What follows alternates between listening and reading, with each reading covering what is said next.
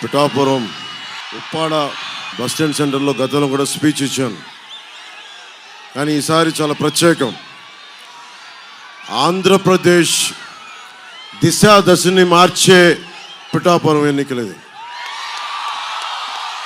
మామూలు ఎన్నికలు కాదు. ఒక 25 సంవత్సరాలకి ఆంధ్రప్రదేశ్ భవిష్యత్తే కాదు, ఆంధ్రప్రదేశ్ భారతదేశంలోనే ఎంత బలమైన రాష్ట్రంగా తయారవుద్ది అనడానికి మొదటి బీజం పిఠాపురంలోనే మొదలవుద్ది. మొదటి బీజం పిఠాపురం. దక్షిణ కాశీ అంటాం. నేను మీకు మాటిస్తున్నా, కీలకమైనవి ఎక్కువ సమయం లేదు కాబట్టి పొద్దున్నుంచి తిరుగుతూనే ఉన్నాం.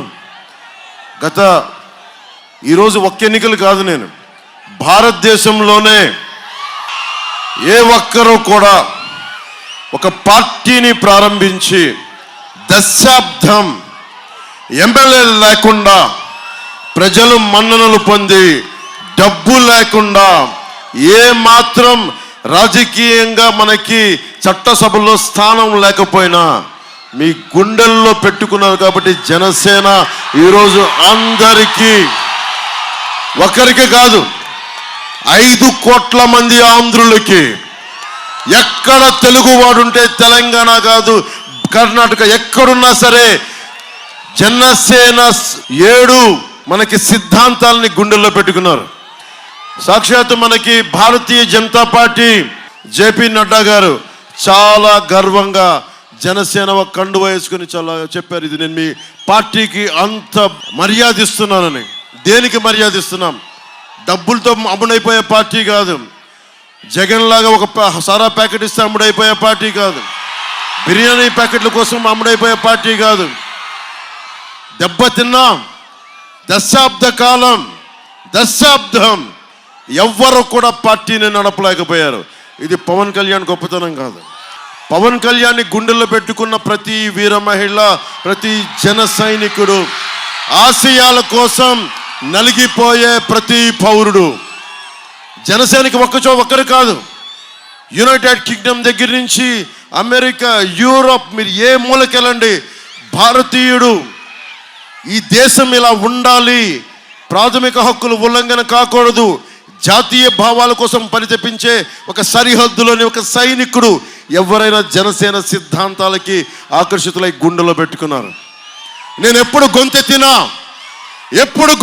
ఒక కులం కోసం గొంతెత్తలా, ఎప్పుడు గొంతెత్తినా ఒక ప్రాంతం కోసం గొంతెత్తలా. మనిషి కష్టాల్లో ఉంటే గొంతెత్తాను. నా కులం అని చూడలా, నా ప్రాంతం అని చూడలా, నా భాష అని చూడలా, నేనేమి చూడలా, మనిషి కష్టాల్లో ఉన్నాడా లేదా అని చూసా. చాలా ఆవేదన ఉంది నాకు. నేను మనుషుల్ని విడదీయలేను. కులాల తాలూకు వెనుకబాటుతనాన్ని గుర్తించేవాడిని. కానీ కులాలని అడ్డం పెట్టుకొని నేను కులాలతోటి రాజకీయం చేసేవాడిని కాదు. ఇందాక గొల్లప్రోలకి వెళ్తే ఒక 12 ఏళ్ల బిడ్డను తీసుకుని నీకు ఏం కావాలని ఉందని, ఏ కులం అని తెలియదు నాకు. అడిగితే నాకు ఆర్మీకి వెళ్ళాలని ఉంది. మీరు హారతులు ఇస్తారు నాకు, అది నాకు బాధ్యత. నేను దాన్ని గర్వంగా ఫీల్ అవ్వను. భగవంతుడికి ఇవ్వాల్సిన హారతులు అవి. మీరు ఏమి ఇచ్చినా సరే, దండాలు పెట్టినా సరే నేను ఒకటే పెట్టుకుంటాను, అన్నీ జీసస్కి వెళ్ళాలి, అల్లాకి వెళ్ళాలి, శ్రీవల్లభుడికి వెళ్ళాలి, ఆదిశక్తికి వెళ్ళాలి, శివుడికి వెళ్ళాలి, విష్ణువుకి వెళ్ళాలి, 7 కొండల వాడికి వెళ్ళాలని కోరుకుంటాను తప్ప మీరు ఏమి చేసినా నేను అందరూ బాగుండాలని చేస్తాను. ఎందుకు దశాబ్ద కాలంగా నలుగుతున్నా? ఎందుకు స్థాయిని తగ్గించుకొని, బలం ఉండి కూడా ఎందుకు తగ్గించుకున్నామంటే 5 కోట్ల మంది ప్రజలు గెలవాలి. అరాచకం రాజ్యాలు వెళుతుంటే, గుండాయిజం రాజ్యాలు వెళుతూ ఉంటే, ప్రతి ప్రజాప్రతినిధిని భయపెడతా ఉంటే ధైర్యం ఇవ్వాల్సిన సమయం ఆసన్నమైంది అనిపించింది. నేను మీకు చాలాసార్లు అందరికీ చెప్తా ఉన్నా, నాకు ప్రాణ భయం లేదు. రాజకీయాల్లోకి వచ్చినప్పుడే 24 గంటలే, మొన్న చాలా సభల్లో కూడా చెప్పాను, సూర్యుడు నుంచి సూర్యుడికి 24 గంటల దూరం.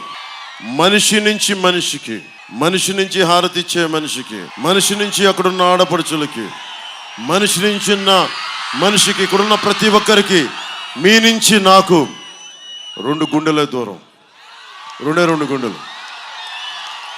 గ్రామం గ్రామం నుంచి సంగ్రామానికి ఎన్ని తుపాకుల దూరం అని నాకు ఇష్టమైన కవి శేషేంద్ర గారు అంటారు. గ్రామం సంగ్రామంగా మారటానికి ఎన్ని తుపాకుల దూరం అర్థం అంటే, గ్రామం పచ్చగా కళకళలాడాల్సిన గ్రామం సాగునీరు లేక, తాగునీరు లేక, రోడ్లు లేక, రైతుకి గిట్టుబాటు ధర లేక, మద్దతు ధర లేక, యువతకి ఉపాధి అవకాశాలు లేక, ఆడపడుచులకి భద్రత లేక, ఆడపడుచులకు జీవనోపాధి కల్పించలేక, ఉద్యోగులకి సిపిఎస్ ఇవ్వలేక, ప్రతి ఒక్కరికి సమయానికి గవర్నమెంట్ ఉద్యోగులకి సకాలంలో జీతాలు అందివ్వలేక, పోలీస్ వ్యవస్థకి కానిస్టేబుల్ దగ్గర నుంచి పెద్దవాళ్ళ దాకా, అధికారుల దాకా టీఏలు డిఏలు సరెండర్ లీవ్స్ డబ్బులు ఇవ్వలేక, మనిషి గొడవ పెట్టుకోవాలని కోరుకుంటాడు, హక్కులు కావాలని కోరుకుంటాడు. నా కండం నా రక్తం మరిగించి కష్టపడి ఈ దేశానికి ఇస్తే నన్ను ఎవరు గుర్తించలేరు, కడుపు మండి నోటి తిరుగుబాటు చేస్తాడు. అందుకే గ్రామం సంగ్రామం కావడానికి ఎక్కువ టైం పట్టదు. మన పిఠాపురంలోనే అడ్డగోలుగా మట్టిని తవ్వేశారు, చెరువుల్ని లోయలు చేశారు, గ్రావెల్ని తవ్వేశారు, ఉపాధి అవకాశాలు ఇవ్వాల, ఉద్యోగ అవకాశాలు ఇవ్వాల. మన కాకినాడ ఎస్సీజెడ్ దాదాపు 8,000 ఎకరాలు మన కాకినాడలోనే ఉంది.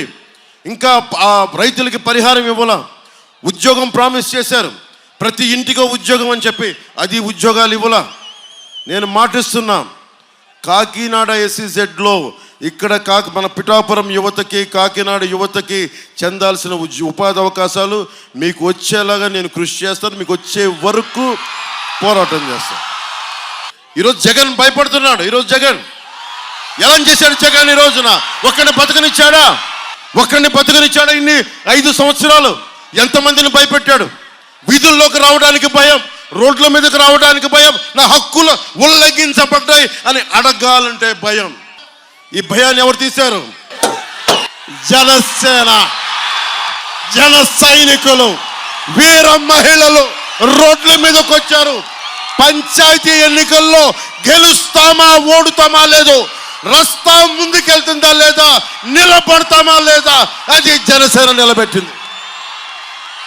దమ్మంది జన సైనికులకి, దమ్మంది వీర మహిళలకి, దమ్మంది జనసేన మద్దతుదారులకి. ఒకటే అనుకున్నాను, ఎప్పటికీ తీరదా, వైసీపీ గుండగిరిపోదా అంటే ఒకటే గుర్తుపెట్టుకోండి, రాహువు పట్టిన పట్టు ఒక సెకండ్ ఖండమైన లోక బాంధవుడు అసలు లేకుండా పోతాడా? మూర్ఖుడు గడియారంలో ముళ్ళు కదలనీకుంటే ధరాగమనం అంతటితో తలకిందైపోతుందా? కుటిలాత్మల కూటమికి ఒక త్రుటి కాలం జయం వస్తే విశ్వ సృష్టి పరిణామం విచ్ఛిన్నమవుతుందా? ధనుజు లోకమేకంగా దారికడ్డంగా నిల్చుంటే నరజాతి ప్రస్థానం పరిసమాప్తమవుతుందా? 151 మంది ఎమ్మెల్యేలు, 30 మంది ఎంపీలు కూర్చొని 5 కోట్ల మంది ప్రజల్ని భయపెట్టారు. 5 కోట్ల మంది ప్రజలు ఒక్కడు తెగించాడు. ఒక్క జన సైనికుడు తెగించాడు, ఒక్క వీర మహిళ తెగించింది. కడుపు మండిన సుగ్గాలి ప్రీతి ఎస్టీ కులాలకి చెందిన ఒక ఆడబిడ్డ తెగించింది. ఒక భవన నిర్మాణ కార్మికుడు రోడ్ల మీదకి వచ్చాడు.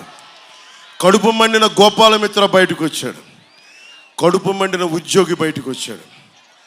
కడుపు మండిన ప్రతి ఒక్కరు బయటకు వస్తే వారందరూ వారి వేదన నాకు తెలియజేస్తే నేను ప్రాణాలని పణంగా పెట్టాను. గుర్తుపెట్టుకోండి, ఎవరి కోసం పెట్టాను ప్రాణాలని? మీ భవిష్యత్తు కోసం. నేను 5 సంవత్సరాలకి రాలా, 5 సంవత్సరాలకి రాలా, వచ్చే ఎన్నికల కోసం రాలా, మీ బిడ్డల భవిష్యత్తు కోసం వచ్చాను. చిన్న బిడ్డలు ఉన్నారు అక్కడ, అందరూ నన్ను తిడతారు, నువ్వు చిన్న పిల్లలు ఉన్నారు అక్కడ గ్రీన్ షర్ట్ వేసుకున్న బిడ్డ ఉన్నాడు, ఆడబిడ్డలు ఉన్నారు, చిన్నపిల్లలు. నేను 18 ఏళ్ళు దాటితేనే చెయ్యూపుతనం లేదు. భవిష్యత్తు కోసం నిలబడేవాడేవాడు, బిడ్డల భవిష్యత్తు కోసం నిలబడేవాడేవాడు. నేను ఒక తరం కోసం పనిచేస్తున్నా, 2 తరాలకి దారి వేయడానికి నిలబడి ఉన్నా. జనసేన పార్టీ పెట్టినప్పుడు చెప్పా 25 సంవత్సరాలు కష్టపడతానని. 34-35 దాటిన తర్వాత రాజకీయాల్లోకి వచ్చాను. ఇంకా నా బిడ్డలు చిన్నోళ్ళు, నా బిడ్డలకి నేను చూసుకోలేదు. ఏ తండ్రిని తన బిడ్డలకు చూసుకోవడం సహజం. పొద్దున ఇంటర్వ్యూలో అడుగుతున్నారు, నీ బిడ్డలకి నువ్వు భవిష్యత్తు చూసుకున్నావు నాకు తెలియదన్నా. మా నాన్న నాకేమిచ్చాడు? మా నాన్న ఆస్తిపాస్తులు ఇవ్వలే నాకు. మా నాన్న ఆస్తిపాస్తులు ఏమి ఇవ్వలే. మా నాన్న ఒక సాధారణ ఉద్యోగి. నాకేమి ఇచ్చాడు? ధర్మంగా బతకమనే ధైర్యం ఇచ్చాడు, చదువుకోమని చెప్పాడు. నువ్వెంత చదువుకుంటావో నాకు తెలియదురా, కానీ కష్టం చేయకపోతే మటుకు బాధేస్తానని భయపెట్టేవాడు. ధర్మం వైపు నిలబడాలనుకునేవాడిని. ధర్మో రక్షితి రక్షిత. నువ్వు ధర్మం కోసం నిలబడితే ధర్మం నిన్ను కాపాడుతున్నాడు. అలాంటి ధర్మం కోసం నిలబడున్నా దశాబ్దాలుగా ధర్మం కోసమే చచ్చిపోయాను. దెబ్బలు తిన్నా, బూతులు తిన్నా, చివరికి నా భార్యను కూడా తిట్టారు. నా భార్య విదేశీయురాలు, ఈ దేశంది కాదు. తనను కూడా తిట్టారు. పాపం తనకు తెలియదు, ఈ రాజకీయాలు తెలియదు. నేను ఒకటే అడిగా, ఒక్కసారి భారతదేశపు రాజకీయం అర్థం కాదు, ఎందుకు ఇలా ఇంట్లో ఉండే వాళ్ళు తిడతారని అడిగింది. భయపడింది, ఇబ్బంది పడింది. నేను చెప్పాను, క్షమించమని అడిగాను నా భార్య. వీళ్ళందరూ తిట్టిన తిట్లకి ఏం చేయగలను, నీకు ఎందుకు ఇంత పిచ్చి అని అడిగింది. నేను అడిగాను, ప్రతి ఒక్కరు నా భార్యకు ఒకటే చెప్పాను, ఓకే నీ భర్త డబ్బులు సంపాదిస్తాడు, నా బిడ్డకి నేను ఇచ్చుకోగలను. కానీ చాలామంది బిడ్డలు ఏం కావాలో తెలియదు. చాలామంది బిడ్డలకి ధైర్యం కోల్పోయిన బిడ్డలు. అలాంటి తరానికి నేను నిలబడటానికి ఇది నా బలహీనతో తెలియదు, నా నుదిటి రాతో తెలియదు. భగవంతుడు నాకు ఇది ఇచ్చాడు. నన్ను నా భార్యని క్షమించమని అడిగాను. సో నా భార్యని ఒకటే అడిగాను, ఎలక్షన్ రోజున పిఠాపురం మే 13 నువ్వు రా, నీకు అర్థమవుతుంది నేను ఎందుకు నిలబడ్డాను. నా భార్యకి తెలియదు పాపం, భారతదేశం వస్తే ఇంత ఇబ్బంది పెడతారు, ఇంత బాధిస్తారని. నేను చెప్పాను, విదురు నీతి ఉంటుంది. ఒక గ్రామం కోసం, ఒక కుటుంబం కోసం ఒక వ్యక్తిని, ఒక గ్రామం కోసం ఒక కుటుంబాన్ని, ఒక రాజ్యం కోసం ఒక గ్రామాన్ని బలి చేయక తప్పదని. నేను ఒకటే చెప్పాను నా భార్యకి, 5 కోట్ల మంది ప్రజలకి మన కుటుంబం బలైతే పర్వాలేదు, దాన్ని ఒప్పుకుందాం. నా భార్యకి ఒకటే చెప్పాను. నేను చాలామంది గుండాలతో గొడవ పెట్టుకున్నాను. మీకు తెలుసు, మన సాయిధరం తేజ్ వస్తే కూడా సభలో ఇలా రోడ్డు మీద వెళ్తుంటే రాళ్ళు ఇసిరేశారు. మన గాజు గ్లాస్ ఇసిరేశారు. గాజు గ్లాస్ కాదు, ఒక బాటిల్ ఇసిరేశారు. ఆల్రెడీ దెబ్బతిన్నాడు పాపం, నా కోసం వచ్చాడు. తలకి తగిలి ఉంటే ఇంకొకసారి ఏమైందో తెలీదు. కానీ దురదృష్టవశాత్తు పాపం తెలుగుదేశం బిడ్డకి తగిలింది. మనస్ఫూర్తిగా బిడ్డకి నువ్వు త్వరగా కోలుకోవాలి. నల్లల శ్రీధర్కి దెబ్బ తగిలింది. నల్లల శ్రీధర్ తొందరగా కోలుకోవాలని ఆశిస్తూ నీకు ఆ భగవంతుని నేను ఎప్పుడు రక్షించాలని కోరుకున్నాను. అంటే ఊహించుకోండి, ఇలా రోడ్ల మీదకి వస్తే భయపెడుతున్నారు. మీరు మనం చూశారు, ఎక్కడికి వెళ్ళినా ఆవేదన ఉంది. ఈరోజు నేను మీకు మాటలు చెప్పట్లా. పిఠాపురం అన్నదమ్ములకి, ఆడపడుచులకి, పెద్దలకి, కులాలకి, మతాలకి అతీతంగా మీరు ముస్లిం అవ్వండి, హిందూ అవ్వండి, క్రిస్టియన్ అవ్వండి, లేదంటే మీరు కాపు అవ్వండి, ఎస్సీ సామాజిక వర్గం, బీసీ, సెట్టిపల్లిజం, మీరు ఏ కులస్తులైనా, చేనేత వర్గాలు కావచ్చు, పద్మశాలి కావచ్చు, రెడ్డి సామాజిక వర్గం కావచ్చు, మీరు ఎవరైనా కావచ్చు, జనసేన పవన్ కళ్యాణ్ అందరినీ గుండెల్లో పెట్టుకుంటాడు. మీరు చూసారా ఇక్కడ నేను కుల రాజకీయం చేయటం? ఎంత మర్యాదగా మాట్లాడాను. నన్ను తిడతాను, తిడితే భరిస్తా. దేనికి? ఎవరిని అవమానం చేయాలి నాకు ఉండదు. ఈరోజు నేను మీకు మాటిస్తున్నా, ఇంతమంది మాట్లాడారు, ఇంతమంది రాజకీయ నాయకులు వచ్చారు. నేను మీకు మాటిస్తున్నా, నా ప్రాణాలని బలిదానంగా పెట్టేస్తాను ఈ రాష్ట్ర అభివృద్ధికి, ఈ దేశ సమగ్రతకి. నేను కోరుకునేదల్లా ఒకటే, నేను తక్కువ తీసుకొని 5 కోట్ల మంది ప్రజలకు ఉపయోగపడాలని నన్ను నేను తగ్గించుకున్నాను. అందరూ అడుగుతారు దేనికి తగ్గించుకున్నామని. చిన్నప్పుడు నాకు స్కూల్లో నా టీచర్ చెప్పింది, సౌరమ్మ నా టీచర్, ఇమాన్యుయల్ టీచర్. ఆవిడ ఒకటే మాట చెప్పింది, బైబిల్ సూక్తి ఒకటి చెప్పింది. చాలా 4వ తరగతిలోను 5వ తరగతిలోను, తనని తను తగ్గించుకున్నవాడు హెచ్చింపబడినాడు. అంటే నాకేమర్థమైంది అంటే అతిశయం చూపించుకో, అహంకారం చూపించుకో, ఎంత ఎదిగినా ఒదిగుండని. అది నేను పాటించా. అందుకని నేను తగ్గి రాష్ట్ర ప్రజల్ని గెలిపించడానుకున్నాను. బలమైన తెలుగుదేశం పార్టీనే స్థానిక ఎన్నికల్లో పోటీ చేయడానికి ఇబ్బంది గురి చేసిన party YCP party. Gundala party అది, భయపెడతారు. మొన్నే చూశారు బాటిల్ ఇసిరేయటం. నేను వైసీపీ గుండాలందరికీ హెచ్చరిస్తున్నా, రాష్ట్రం మొత్తాన్ని వైసీపీ గుండాలకి. మీకు పవన్ కళ్యాణ్ సంగతి తెలియదు, జన సైనికుల సంగతి తెలియదు. మీరు ఒక పార్టీ కోసం పనిచేస్తున్నారు. మేము ఈ నేల కోసం పనిచేస్తున్నాం, భారతదేశం కోసం పనిచేస్తున్నాం. ఎంత బలంగా పనిచేస్తామంటే ప్రాణాలను వదిలేస్తాం. ఒక దెబ్బ పడి తల పగిలి రక్తం చిందిస్తే కంఠం తెగిపోవాలి, కానీ అడుగు వెనక్కి పడదు, గుర్తుపెట్టుకోండి. ఒక్కొక్క వైసీపీ గుండాకి ప్రభుత్వం వస్తుంది, మాది కూటమి ప్రభుత్వం వచ్చేస్తుంది, ప్రభుత్వం స్థాపిస్తున్నాం. ఎన్ని సీట్లు అనేదే లెక్క. నేను మీకు 6 అంశాలు చెప్తాను. విద్యకి ప్రథమ పీఠం వేస్తాం. మీకు ఫీజు రీయింబర్స్మెంట్లు కానీ, ఎయిడెడ్ కాలేజీని తిరిగి రీఓపెన్ చేయడం కానీ, స్కిల్ డెవలప్మెంట్ కానీ అన్నీ ప్రధానమంత్రి గారి ఆధ్వర్యంలో, నారా చంద్రబాబు గారి ఆధ్వర్యంలో నేను ముందుండి అందరినీ కలుపుకొని, వర్మ గారిని కలుపుకొని, కృష్ణంరాజు గారిని కలుపుకొని నేను ముందుండి అందరికీ బాధ్యత తీసుకొని నడిపిస్తాం. అలాగే వైద్యం, ఎటు వెళ్ళినా ఇబ్బంది ఉంది. హాస్పిటల్స్ లేవు, ప్రాథమిక ఆసుపత్రులు లేవు, సెకండరీ టెరిషరీ హాస్పిటల్స్ లేవు. మల్టీ స్పెషాలిటీ హాస్పిటల్ ప్రతి మండల కేంద్రంలో ఉండేలాగా బాధ్యత తీసుకుంటాం. అలాగే కొత్తపల్లి ఉప్పాడ దగ్గర నుంచి మన కాకినాడ దాకా బీచ్ని అద్భుతంగా డెవలప్ చేస్తాం. దేశం మొత్తం మీద ఉప్పాడ బీచ్కి రావాలని చెప్పి చేసే అంత బలంగా చేసి పెడతాం. మా ఆడపడుచులో నాకు బలం. మీరు అనంతపురం నుంచి వచ్చిన మా ఆడబిడ్డలకి మనస్ఫూర్తిగా ధన్యవాదం. విద్య అయింది, వైద్యం అయింది, ఉపాధి రాగానే మెగా డిఎస్సిని విడుదల చేయిస్తాం.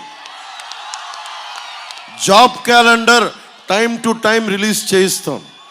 జాబ్ క్యాలెండర్ 20 లక్షల ఉద్యోగాలు రావాలి, ఇదే టార్గెట్. అది అందరూ వైసీపీ వాళ్ళు అడుగుతున్నారు ఎలా సాధిస్తావని.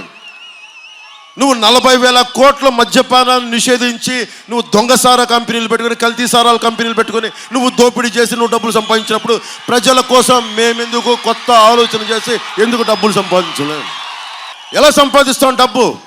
నేను కౌలు రైతులకి ఇన్ని కోట్ల రూపాయలు ఇచ్చిన ఎక్కడి నుంచి చేశాం? ఒక వకీల్ సాబ్ చేశాను, ఒక భీమ్లా నాయక్ చేశాను, ఇన్ని సినిమాలు ఒప్పుకున్నా, నలిగా పాలిటిక్స్ చేస్తా, సినిమాలు చేస్తా, అటు ఇటు తిరుగుతా, కష్టాలు వస్తే తిరుగుతా, రైతుకి అండగా ఉంటా. ఇన్ని చేసి నేను కౌలు రైతులకు ఒక్కొక్కరికి ₹1,00,000 చొప్పునిచ్చాను. ఏముంది దీంట్లో? మనస్సుంటే మార్గం ఉంటుంది. నువ్వు అడ్డగోలుగా ఇసుక దోచేయడానికి నీకు మార్గాలు ఉన్నాయి, కానీ 20 లక్షల ఉద్యోగాలు ఇప్పించడానికి నీ దగ్గర మార్గాలు లేవు. నేను యువతని ₹5,000 పరిమితం చేయడానికి నాకు ఇష్టం లేదు. మీరు ₹5,000 10 మందికి ఇచ్చేంత స్థాయిలో ఒక్కొక్క యువకుడు, ఒక్కొక్క యువతి ఉండాలని నేను కోరుకుంటాను. ఏం చేస్తాం దానికి? స్కిల్ సెట్ కావాలి. మిమ్మల్ని ఏ కులం అని అడుగుతారు, కానీ మీకు ఏ స్కిల్ సెట్ ఉందని అడగరు. నేను మీకు మీ అయిష్టాలు, అభిరుచి, స్కిల్ డెవలప్మెంట్ చేయిస్తాను. అలాగే సాగునీరు, మనకి శుద్ధగడ్డ కానీ, ఎర్ర కాలువ కానీ, ఈ నిర్మాణాలు, ఈ కాలువలని, డ్రైనేజీలు, పూడికల దగ్గర నుంచి పురుషోత్తపట్నం కానీ ఇవన్నీ పూర్తి చేసే బాధ్యత నేను కాకినాడ మన పార్లమెంట్ రైతాంగానికి, తూర్పుగోదావరి రైతాంగానికి, మనకి పిఠాపురం రైతాంగానికి నేను పూర్తి చేస్తాను. పిఠాపురం మహారాజు గారు ఎన్నో దాన ధర్మాలు చేశారు. సూర్యరాయాంధ్ర నిఘంటువు ఆయన ఆధ్వర్యంలో జరిగింది. ఇందాక మాట్లాడుతూ ఉన్నాం, కొత్తపల్లి ఉప్పాడ మొత్తం చోట 41,000 కోట్ల మద్యాన్ని అడ్డగోలుగా, కల్తీ మద్యాన్ని అమ్మి ఈ రోజున మేము అందరి ఓట్లు కొంటారని డబ్బులు ఇస్తున్నారు. మీరు డబ్బులు తీసుకుంటారా? నేను ఇంకో మాట చెప్తా, తప్పు లేదు, డబ్బులు తీసుకోండి అన్న. వాళ్ళు మన డబ్బు అది, మన రక్తాల్ని పిండి పీల్చి పిప్పి చేసిన డబ్బు అది. కుటుంబానికి ₹1,00,000 ఇచ్చినా తీసుకోండి, ఓటుకి 5,000 ఇచ్చినా తీసుకోండి వైసీపీ వాళ్ళు. కానీ ఓటు జనసేన గాజు గ్లాసుకే వేయండి.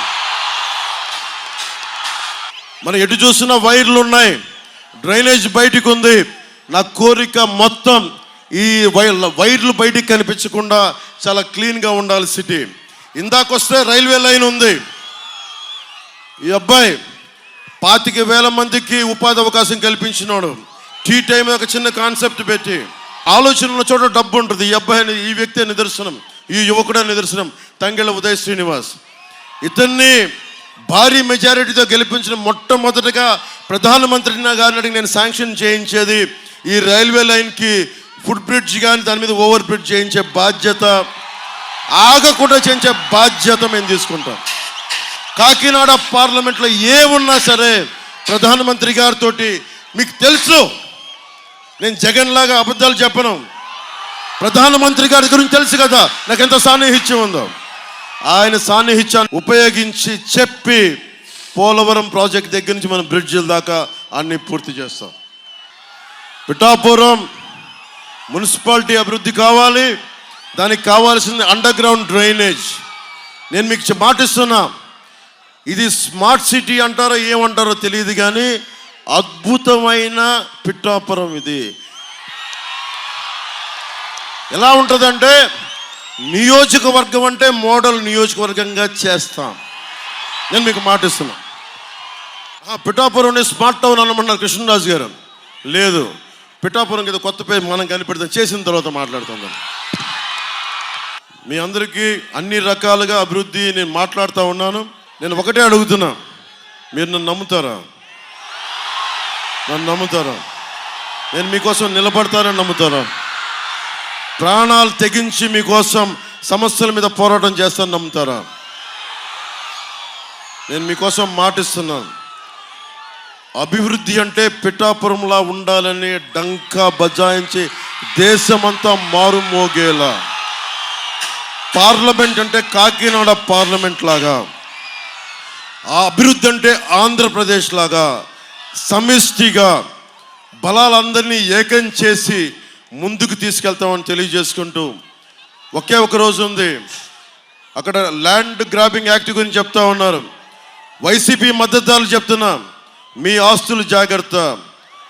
25,000 కోట్లు తాకట్టు పెట్టేస్తున్నాడు. పాసు పుస్తకం మీద బొమ్మ వేసుకున్నాడు, సరిహద్దు రాళ్ళ మీద బొమ్మ వేసుకున్నాడు. మీ ఆస్తుల్ని అమ్మేస్తాడు. మీరు వైసీపీ కనుక ఓటేస్తే మత్స్యకార సోదరులు కూడా చెప్తున్నా, మీరు ఆస్తులు గాల్లో పెట్టిన దీపమే. అందుకని మీ ఆస్తుల్ని పరిరక్షించుకోవాలి అంటే జనసేన, టీడీపీ, భారతీయ జనతా పార్టీ కూటమికి మీరు ఎక్కడ నిలబడ్డారో అక్కడ అందరికీ ఓటేయండి. పిఠాపురం నియోజకవర్గానికి నేను నిలబడ్డాను. గాజు గ్లాసు గుర్తు మీద వర్మ గారి మద్దతుతోటి, కృష్ణరాజు గారి సహకారంతో అందరికీ నేను ముందుండి వెళ్తున్నాను. జనసేన నాయకులు నిస్వార్థంగా పార్టీని నిర్మాణం చేశారు. వారందరికీ పేరు పేరున, జనసేన నాయకులందరికీ ప్రతి ఒక్కరికి పేరు పేరున ధన్యవాదాలు తెలుపుకుంటూ, వర్మ గారు, అబ్బాయి గిరీష్ గారికి ధన్యవాదాలు తెలుపుకుంటూ, తంగెళ్ళ ఉదయ్ శ్రీనివాస్ పార్లమెంట్ అభ్యర్థిగా 25,000 మందికి ఉపాధి కల్పించిన వాడు. నెంబర్ 9 మనకు శక్తిపీఠం ఉంది. మనకి దేవీ నవరాత్రులు గుర్తుపెట్టుకోండి. నెంబర్ 9 దేవీ నవరాత్రులు పార్లమెంట్ అభ్యర్థిగా తంగెళ్ళ ఉదయ్ శ్రీనివాస్, గాజు గ్లాస్ గుర్తు. ముందు ఎప్పుడు మన అభ్యర్థిది పార్లమెంట్ అయిపోయిన తర్వాత నేను ఎప్పుడు సెకండ్ లాస్ట్లో ఉంటాను. పవన్ కళ్యాణ్ 4 చతుర్ముఖ బ్రహ్మను గుర్తుపెట్టుకోండి. చతుర్ముఖ బ్రహ్మ 4 గాజు గ్లాస్ గుర్తు. జల్సాల ఏముంటుంది? వాడి హెడ్ ఉన్న రాడ్ లాగా పార్లమెంట్ అభ్యర్థి. Number 9 Tangella Uday Srinivas tea glass. Number 9 Tangella Uday Srinivas tea glass. MLA అభ్యర్థి పవన్ కళ్యాణ్ గాజు గుర్తు 4. పవన్ కళ్యాణ్ గాజు గ్లాసు 4. 4 దిక్కులు నా చతుర్ముఖ బ్రహ్మ. మీరు ఏదైనా పెట్టుకోండి. ధర్మందే విజయం, కూటమిదే గెలుపు, పీఠం కూటమిదే. సముద్రం ఒకరి కాళ్ళ దగ్గర కూర్చొని మరగదు. తుఫాను గొంతు చిత్తం మనడం మెరగదు, పర్వతం ఎవరికి వంగి సలాం చేయదు, జన సైనికులు వీర మహిళలు ఎవరికి వంగి సలాం చేయరు, తెలుగు జాతి ఎవరికి వంగి సలాం చేయదు, తెలుగు జాతి వైసీపీ గూండాలకి తల వంచదు, తల వంచిస్తాం, మెడలు వంచిస్తాం, మట్టిలో పాచేస్తాం. జై టీడీపీ, జై బీజేపీ, జై జై జై జనసేన, జై హింద్, జై హింద్, జై హింద్. భారత్ మాతా కి, భారత్ మాతా కి, భారత్ మాతా కి. జాగో రే జాగో